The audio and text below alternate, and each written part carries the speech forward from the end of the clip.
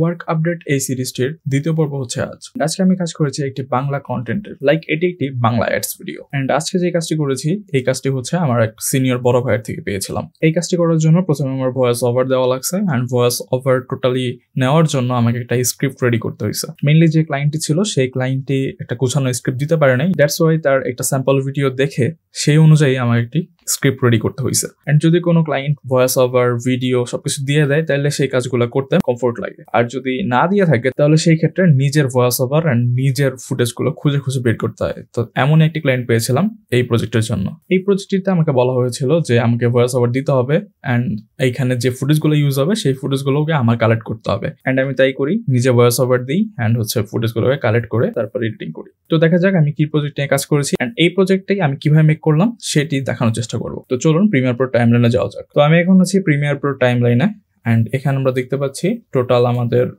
Work. And এইখানে নিচের যে লেয়ারটিতে রয়েছে এখানে আমি আমার ভয়েস ওভারটা দিছি, অ্যান্ড এখানে একটা ব্যাকগ্রাউন্ড মিউজিক ইউজ করছি, অ্যান্ড এইখানে ওই ক্লায়েন্টের ফোন নাম্বার দিয়ে দেওয়া হয়েছে, অ্যান্ড এইখানে ক্লায়েন্টের হ্যাচারির যে নাম সেটি দেওয়া হয়েছে।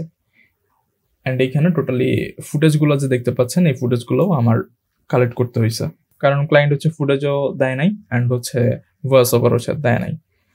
সো এটা একটু প্যারার কাজ, তারপরেও ফাইনালি ডান করা হয়েছে।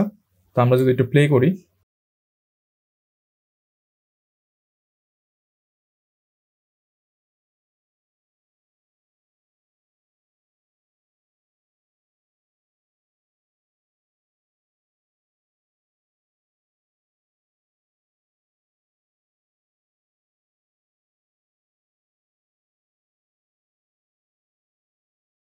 তো এই ভিডিওতে মেনলি সেই ক্লায়েন্টটি চাইছিল যে তার যে একটা হ্যাচারি রয়েছে, তো হ্যাচারিতে যেই সকল মাছের পোনা পাওয়া যায় সেগুলো সেল করবে।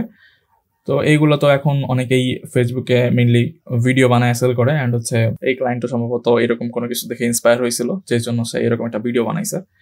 সো আমার টোটালি কাজটা করে দিছি, অ্যান্ড এখানে ফুটেজগুলো আমার কালেক্ট করতে হয়েছে।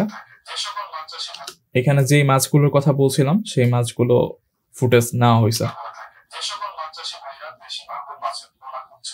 এখানে মাগুর মাছ বলছি, মাগুর মাছের ফুটেজ নিয়ে আসা হয়েছে। সো এটা নাইস এক্সপিরিয়েন্স ছিল।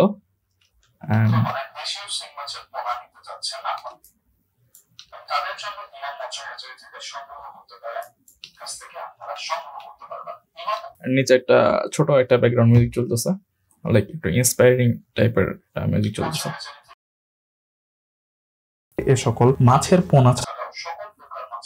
তো এইখানে আবার সেই ফুটেজটি প্রথমে যেটা ইউজ করছিলাম ওই ফুটেজটিকে নিয়ে আসছি, অ্যান্ড এইখানে লাস্টের দিকে বলা হয়েছে যে মাছগুলো মোটামুটি অক্সিজেন দিয়ে নেওয়া যায়, দ্যাটস ওয়াই মাছগুলোর পোনা নষ্ট হয় না, নষ্ট হওয়ার চান্স কম থাকে। সো এটা টোটালি একটা বাংলা কন্টেন্ট নিয়ে কাজ করছি, অ্যান্ড এই ধরনের ক্লায়েন্ট অনেক সময় পাওয়া যায়। আমরা সবসময় তো ফরেন ক্লায়েন্ট নিয়ে কাজ করি, তো ফরেন ক্লায়েন্ট নিয়ে কাজ করতে করতে মাঝে মধ্যে এই টাইপের বাংলা টাইপের ক্লায়েন্ট পাওয়া যায়, অ্যান্ড এই ধরনের এডিটিং গুলো খুবই সিম্পল এডিটিং অ্যান্ড খুব একটা প্যারা নাই। তারপরেও আমরা যখন বাইরের কাজগুলো করি যেগুলো, ওগুলোর সাথে এইগুলো আসলে কম্পেয়ার করার কোনো মানেই হয় না, কারণ এই ধরনের কাজগুলো এটাও অ্যাডস ভিডিও, বাট আমি যদি বাইরের কোনো অ্যাডস এর কাজ করতাম তাহলে সেটা হয়তো একটা গর্জিয়াস কাজ।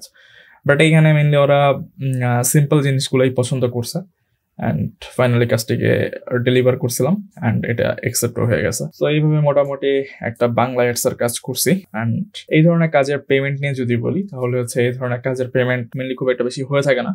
যেমন একটু যদি আন্দাজ দিই তাহলে 1500, 2000 বা 3000 এরকম একটা রেঞ্জের ভেতরে পাওয়া যায়। সো এটা তো আমরা ডলারে হিসাব করবো না। সো এটা মেনলি বাংলা কনসেপ্টে কাজ করছি, অ্যান্ড এই ধরনের কাজের রেট খুব একটা হাই থাকে না। তো আপনি যখন ভিডিও এডিটিং নিয়ে কাজ করবেন মাল্টিপল টাইপের ক্লায়েন্ট পাবেন, একসময় ফরেন ক্লায়েন্ট পাবেন, একসময় লোকাল ক্লায়েন্ট পাবেন। সো এইভাবেই ভিডিও এডিটিং এর মোটামুটি কাজ করা যায়। তো মেনলি এখানে নেটওয়ার্কিংটা একটা বড় ইস্যু। যেমন আপনি যে ভিডিও এডিটিং করেন এটা জানা জরুরি, যে তাহলেই আপনি মেনলি লোকাল কাজগুলো মোটামুটি নিতে পারবেন। সো সব ধরনের কাজই মোটামুটি করা যায়।